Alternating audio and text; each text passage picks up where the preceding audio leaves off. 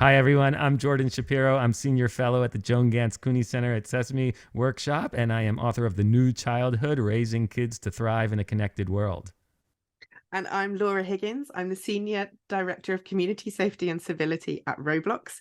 And this is Series 2 of Into the Digital Future. Our guest today is Trisha Prabhu. She is the inventor of the ReThink app. She has previously studied at Harvard and is now a scholar at Oxford University. It's a great conversation. I can't wait to share this one with our listeners. Trisha's just got like she thinks in such a I don't know what's the right word, like integrated and thoughtful and sophisticated way about a lot of these issues. And it's so often that we hear people just be like, cyberbullying bad, and it's so binary and simple, and it's so I just love talking to Trisha because we get a really thoughtful answers about the problems that so many parents, educators, kids are dealing with all the time, and often we just don't think about them with the nuance we need to. Yeah, absolutely. And the fact that she's achieved all of this at such a young age, she was a teenager when she created it. It's a really inspirational story. So, yeah, really Yeah. looking forward to this episode.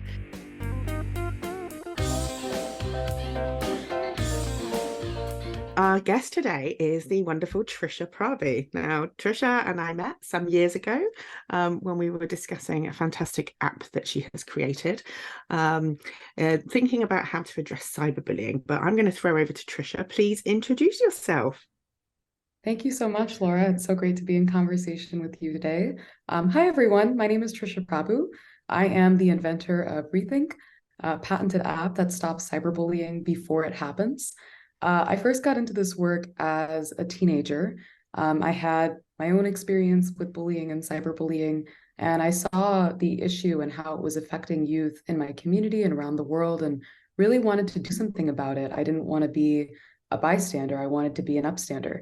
And my vision was tackling cyberbullying at its root with the cyberbully before they say something mean or hurtful that in the moment they may not realize is having that kind of impact, but then later might regret. And so came up with this idea for ReThink.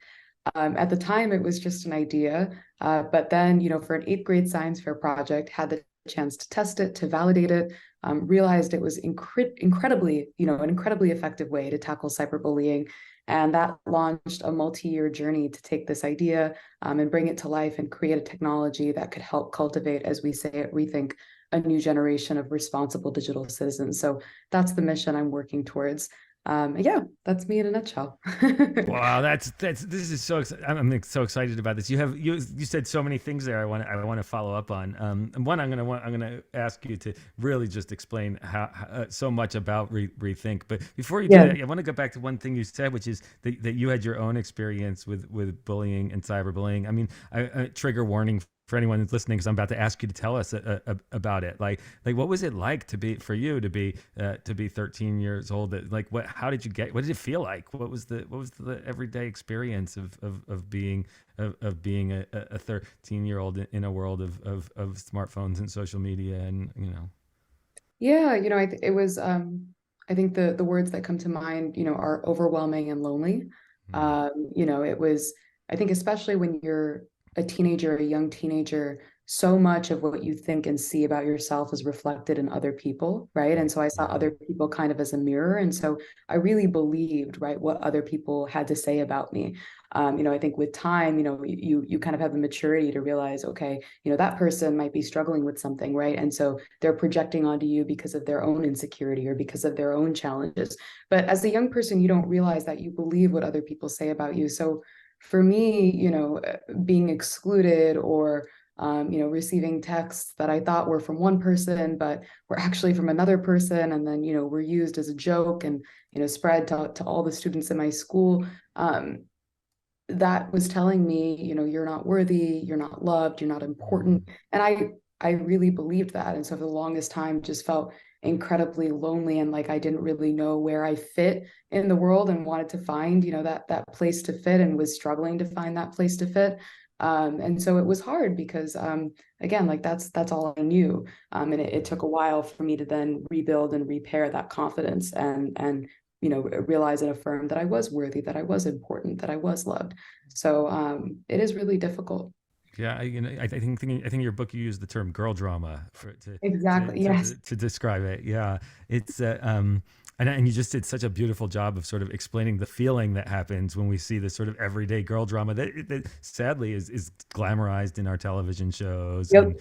And so it's really fantastic. Do you imagine it feels similar to 13-year-olds right now? Do you think have things changed, or you think it's a similar thing with maybe better solutions like the ReThink app? Yeah, I think, first of all, I'll just say girl drama, it's tough. I always tell, middle schoolers, they're like, what's one piece of advice? I say it gets better, because it's so true. It's a tough period. I mean, in terms of how it's evolved, I think it's gotten better in some ways because there was far less awareness and advocacy around cyberbullying when I was 13 years old, which, believe it or not, is coming up on 10 years ago, Right. which I can't believe that it's been that much time. But there was so much less conversation about it, and I think now increasingly there is, literacy, education, advocacy, conversation. There's been an effort to try and get rid of the stigma. That's a huge part of the work that we do as well, and technology solutions to try and prompt and teach youth to be smarter. On the other hand, I think that social media has also evolved and changed, right, and created new opportunities and new challenges. So it's always a balancing act, and I mean it's certainly I think still a very important issue, one that we have to continue to work to address. Yeah, and Definitely. before I hand it to you, the next question, Laura, I just want to say, I use the word you use the word girl drama in the book, but it's not unique to girls. Yes. Everybody's experiencing it, and even the idea of girl drama just normalizes the idea that the notion that we think we should accept it and not fight it. Absolutely, it's a rite of passage, right? That's how it's portrayed, and I think we've got to do more to try and rework that narrative for sure. Yeah, I remember Rosalind Wiseman wrote the books around Mean Girls and Wingmen, and those cliques, they still exist. But hopefully the education and the way that we talk about those things does help people to feel more resilient, feel more able to manage the situations around them. I'm going to dig into more of the technical stuff. So I want to know much more about the app itself. Yes. So how does it work? What happens if I was going to download it on my phone now? What would be the process? How would I get my hands on it, and what would it do? Yeah, so if you download the app onto your phone, it's very simple. You go to either the Google Play Store or the App Store. The ReThink app is free, so you get the app. And when you download it, the setup process, which is really simple, in essence consists of you replacing your mobile device's default keyboard with our ReThink keyboard. So, the keyboard that's on your phone that you type on, we just swap that out for a keyboard that has the power to detect offensive content in the moment and then prompt you to rethink. And so what that means is, in the end, we're platform agnostic. So we can work across every app on your phone, from email to social media, and instantaneously in the moment detect offensive content intelligently, and then give you a chance to pause, review, and rethink. So you said already that you had tested it during your 8th grade science fair and had great results. Tell us. I don't. Tell us all of the I mean, it works. I know you have like numbers, statistics. Can you tell it? Like tell us the success. It doesn't have to be the 8th grade success. I assume you have even more numbers now. Yes. No. So, I mean, it's incredibly effective amongst the youth age group 13 to 18. Over 93% of the time when this age group receives, this ReThink alert, whoa, hold on, are you sure you want to post this? They change their mind and decide not to post this offensive message. And over time, we've innovated with trying to keep that statistic really high. So, for instance, you'll get a different ReThink message each time you receive an alert, to try and keep kind of the shock factor high of receiving that alert and really intervening, so you don't, become desensitized, to the ReThink alert. But the fact that, we can proactively stop cyberbullying at the source in such an incredible way, and so overwhelmingly 93% of the time, I think is a testament to the fact that so much of what happens on the internet is in part because of a lack of friction, right? So much of what we don't like or see on the internet is just because it can feel very ephemeral, and reminding people about their humanity, bringing their conscience to the forefront, is just a really powerful, simple yet powerful intervention. Very much, and I think it's one that a lot of adults could do with as well. This is not just for young people. Did you really want to say that? That was actually our biggest request during the pandemic, believe it or not. The pandemic started and we started to get all these requests from companies like, is there, rethink for adults? Is there rethink for the workplace? Because everything transitioned online and suddenly, Slack was getting like a little snarky. So believe it or not, we do have rethink for Slack coming soon. Wow. Later Okay, this watch this year. space. Yeah. Yeah. One of our biggest product requests. Yeah. Yeah. I love this. I just, yeah, wonderful. Thinking about the impact that some of these behaviors can have on people, and obviously the reason that you started this project in the beginning was about improving your own and other people's well-being and mental health. We know that cyberbullying can have such an impact on those things. Where is that kind of crossover between the kind of social emotional learning, the stuff that we teach about digital online skills and digital well-being, and actually the fact that we know for young people there's no on or offline. So I actually had one of our Roblox community members a couple of years ago say there's no such thing as digital well-being. Anything that happens, whether online or offline, affects my well-being, and it just really resonated with me. So where do you think that what can we do to contribute in terms of educating young people around looking after those elements of their lives?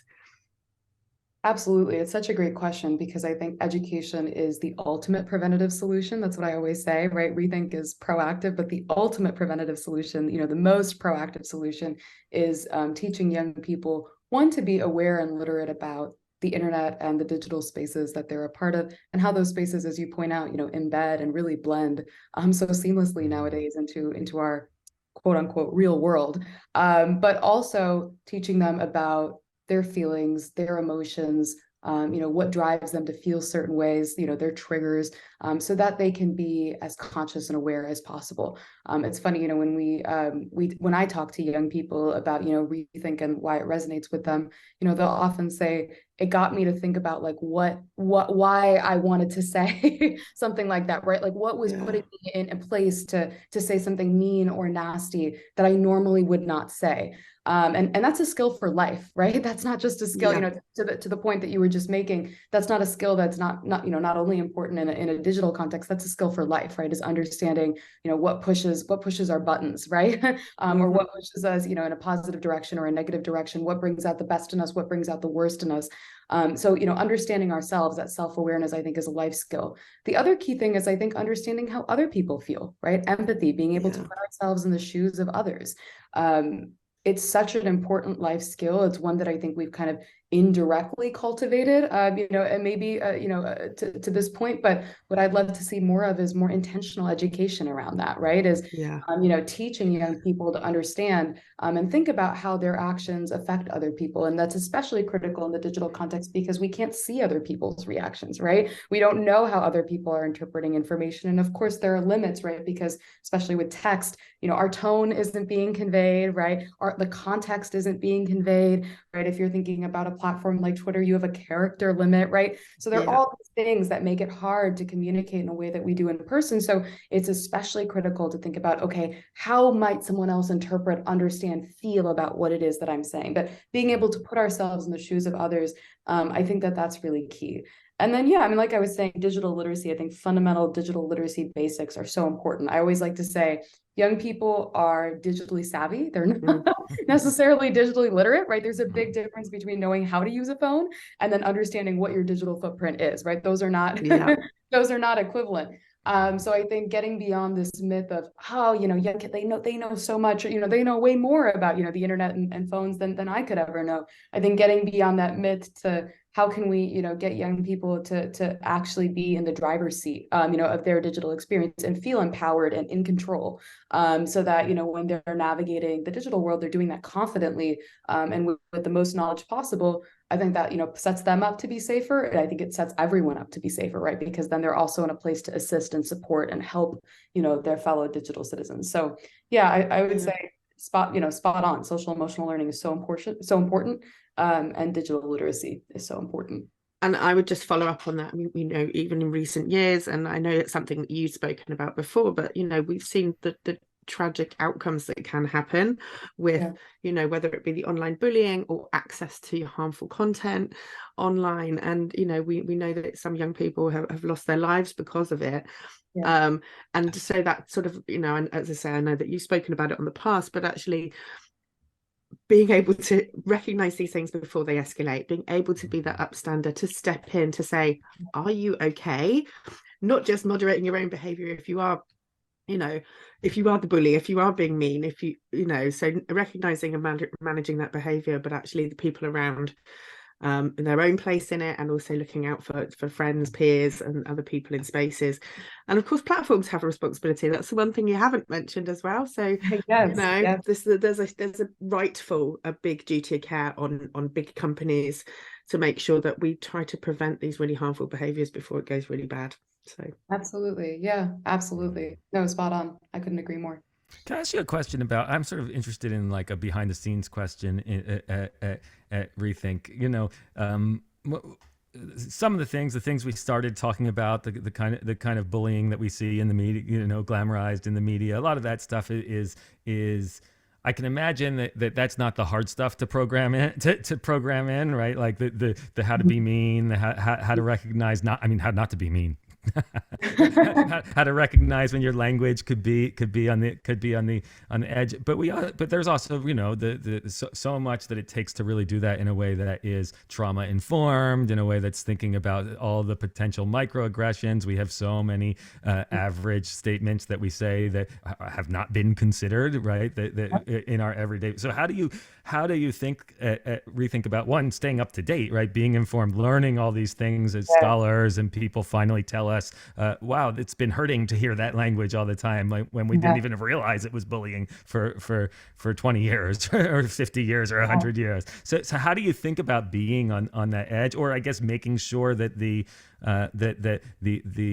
underlying code isn't just replicating existing social justice problems?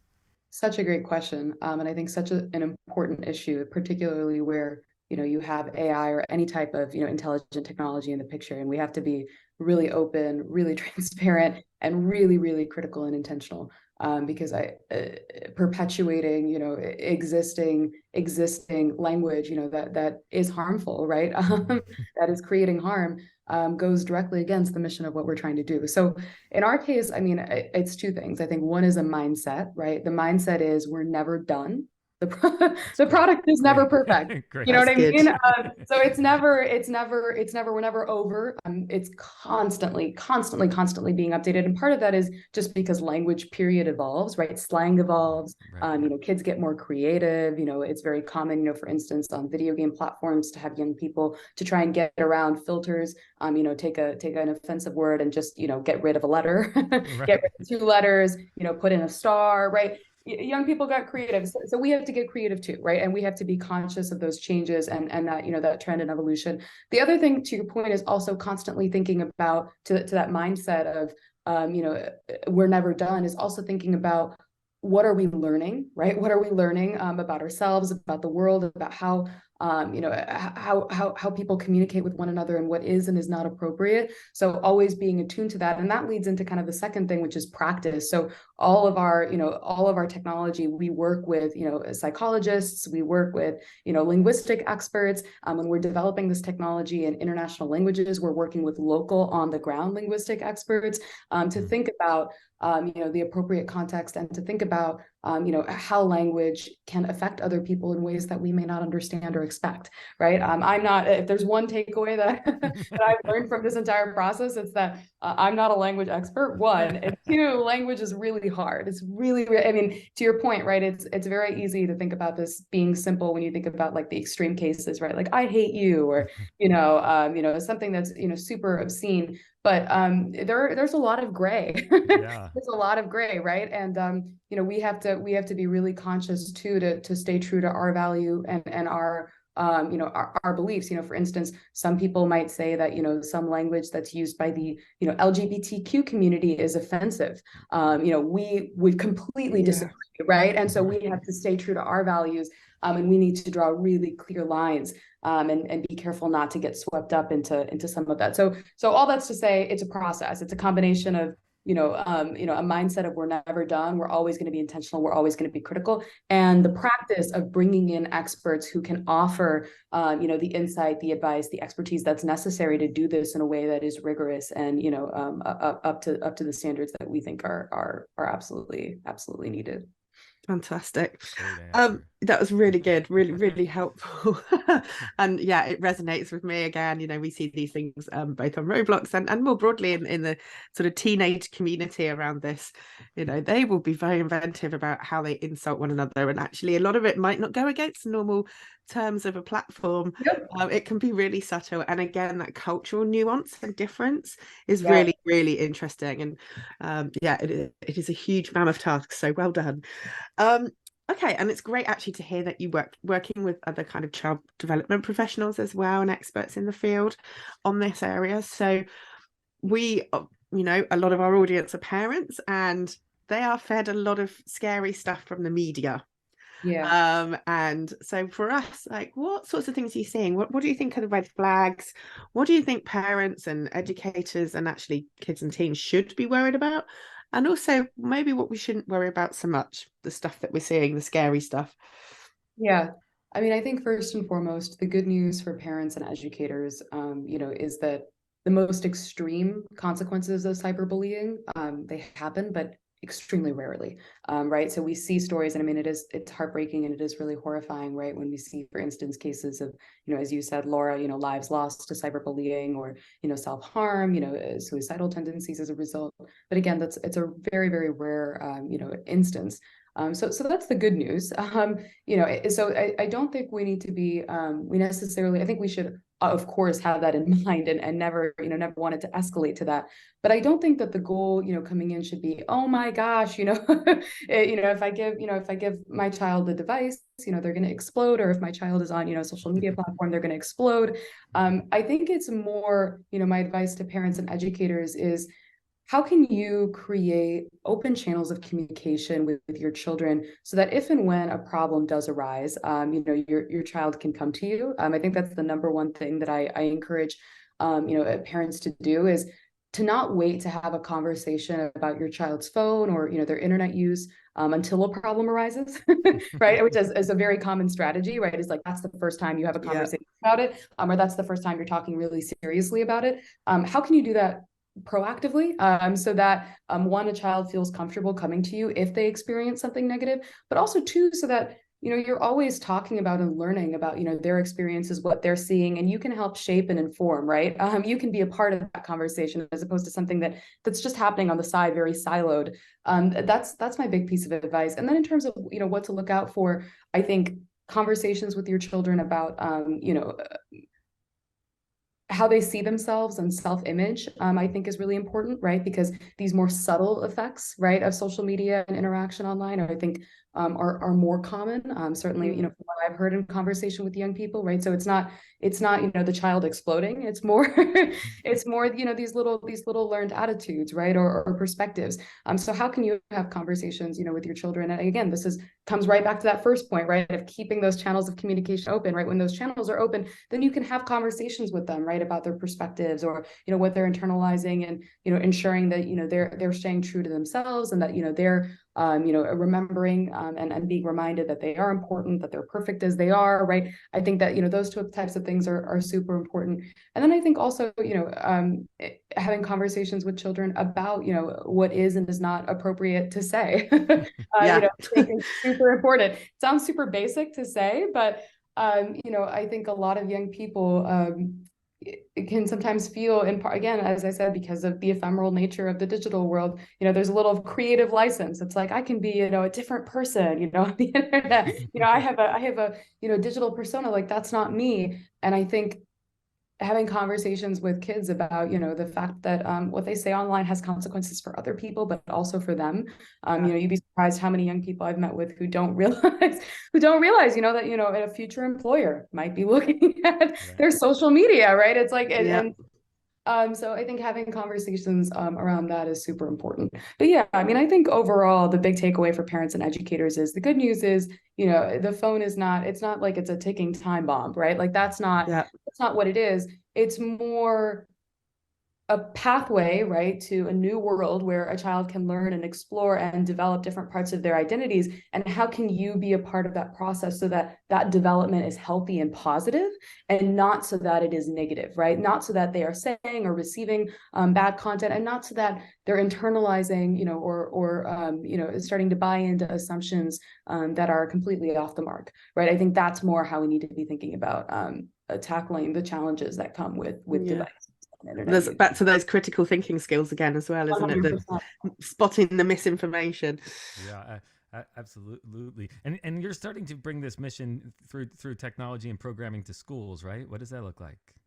Yes, yeah. So we do a lot of collaboration with schools, both in the US and globally. And, it depends on, in terms of the actual, sometimes we'll work directly with schools if we're working internationally, often, we'll work with an organization, but we'll bring, the ReThink technology to schools. We'll also bring, a digital literacy wellness curriculum where we're teaching young people, again, about those digital literacy basics, and, at an age-specific audience, also incorporating, those socio-emotional learning skills. That's a big part of what we're doing now, and we think that's super important because school really is the place we go, to learn all the things that are crucial, right, for life. Or in theory, that's what school's supposed to be. And growing up for me, I always had, we learned about substance abuse. We learned about a number of important issues. We never really talked about the internet. We never, it was we and there was no thought process of, it's not enough to just give people a phone or give young people a phone. We need to give them a framework, right, with which to use that phone. We need to give them a toolkit. We need to give them the language. So a lot of what we do in schools is creating language around things that some young people or adults would think is obvious, but a lot of young people, often, especially at a young age, don't really have the tools to identify and say, oh, that's the problem, right? Or this is the specific issue, or this is how it's creating harm. That's a huge part of what we do. And then another huge part of what we do is just empowering young people to feel confident about issues that sometimes can feel taboo, right? It can be hard, for instance, to talk with parents about sexting, right? Let's just put that right. It's a very that's a conversation parents don't want to have. It's a conversation children don't want to have, and the result is no one talks about it. But the truth is that, again, it's rare, but according to the most recent statistics from Pew, 7% of US teenagers 13 to 17 are having images that they've sent forwarded on without their consent, right? So it is a problem, right? And we have to have these conversations. And so part of also what we try to do is, use that opportunity, that platform in schools to convey crucial information that young people may not be receiving or talking about in other arenas because it's too taboo, right? Despite the fact that it might be a real issue that maybe they don't confront, but a friend confronts, right? And again, being educated is an opportunity to help them. Love that. Absolutely love that. Well, this has been amazing. I'm going to come back to my last question, I think. So, Trisha, what next for you? What are your big dreams? What are you doing with yourself now? And also, thinking specifically about ReThink, what's the next steps? What are you incubating for that as well? Yeah, so for me, I'm really blessed. I'm actually here in the UK with you, Laura, doing my postgraduate study at the University of Oxford as a Rhodes Scholar, and so I'm here doing research on the internet, very fitting, thinking about cyberbullying and hate speech, but also thinking about misinformation, which is also increasingly, a very important issue affecting the internet, but also youth and how they're perceiving information online. So doing research in that space. That's keeping me busy. And, as I think about the future, I hope that a lot of it is ReThink, but I also hope a lot of it is, thinking about new innovative solutions, right? Technical solutions, but also hopefully solutions that are sitting at the intersection of a number of stakeholders, right? Parents, policy, tech, everyone coming together, to kind of envision more broadly, right? What does a good internet look like? That's kind of what's motivating me, right? Because I think the power of something like ReThink, right, is it's addressing an important issue. I think the limit is that it's one solution, and we have a vast array of problems, and so I'm hoping to get at that vast array of problems. At least that's my vision. In terms of ReThink and kind of my our vision as we look to the future, I think the biggest thing is expanding internationally and tackling cyberbullying in a global context. And that means also thinking about what online hate and harassment looks like in different parts of the world, because it looks different in the US, it looks different in the UK, it looks different right? In Lebanon, which is, a country where we're bringing ReThink and our educational curriculum to next month, actually, which is super exciting. Wow. That's amazing. But it's different in different parts of the world. But with the COVID-19 pandemic, there's been this huge acceleration of technology and internet use, right? So parts of the world where cyberbullying was less of a conversation or less prevalent, that is starting to become an issue, particularly amongst youth populations. So how can we scale ReThink up to those populations, make the technology available in new languages, develop curriculum that is appropriate for the context, and hopefully try and address some of its worst effects before they happen, right? In places where this is an up and coming issue, if we can really get to the the root of the problem before it fully manifests, then that's the ideal. So that's I think the big vision for ReThink, and also hopefully making ReThink the internet standard. That's my big vision for ReThink. It's like I think it's super powerful, right? But one of its biggest limits, as an app at least, is that it has to be downloaded, right? That's a part of the reason that we work with schools. That's a big part of the reason we work with communities, is so that we can use them, right, as kind of a conduit through which we can roll this technology out to young people. But in the long term, how great would it be if this just could be the internet standard, right? If this could be the default, and we could work with big platforms and big companies to make this just a reality, for what our experience of interacting online is. That would be the absolute best. So that's the longer term vision. So pretty big stuff, one to watch, I would suspect, and hopefully we'll be having another conversation in a few years about all of these amazing things you've achieved, fixing the internet being one of them by the sounds of things. Yeah, thank you so much. I think you've given us and everyone who's listening a whole lot to think about. Before you go, though, I'd like to ask you one more question outside of I'd like to ask you one more question that just sort of switched. I don't know if I'm really going to switch. Still on the internet, but outside of ReThink, just sort of philosophically, abstractly to speaking. I'm so impressed with your amazing academic trajectory. So now I want to quiz you. Can I quit? No, just kidding. But I'd love to hear your thoughts on do you think that this online social connection, is it fundamentally changing the way humans understand community or understand public and private spheres, or is it is it just a new manifestation of the same old stuff? How do you think it fits into the big question of humanity? Yeah, that's the question, isn't it? Yeah. I think like most new technologies that have been developed throughout the course of human history, the internet and modern technologies as we're using them today, they're carrying some of the old and they're also creating new, right? So it's a combination, right? I think that there's some things, for instance, cyberbullying is in many ways a manifestation of something that we've had for many, many years, right? Which is bullying and harassing, behavior. But of course, what's different about it in the digital context is the fact that it can be 24/7. Right, the fact that you may not know who's harassing you, right? So there are new dimensions that are now being created around this interaction that is, been around for a very, very long time, right? So I think it is in some ways fundamentally shifting our community and our interaction. I think in other ways, it's preserving a lot of what we've had, right? And I know that's kind of a non-answer, but I think that's the truth, right? I think that's the honest truth. The question is, how can we ensure, as it shifts some of those more fundamental things, that it's not encroaching on the things that we definitely don't want to change, right? I think that that's the bigger question, is less is it changing? I mean, yes, it's changing things, right? And it's also keeping some things. But the bigger question is in terms of the things that it is fundamentally changing, how can we ensure that that is not encroaching on those things that we don't want to change, right? That's frankly, we can't afford to let change, right? For instance, I would say one fundamental change is the fact that now I can talk to my extended family in India at any point in time, right? Extremely easily at low cost. And that's a fundamental change that I'm happy about. Let's go, right? Yes. That's fantastic.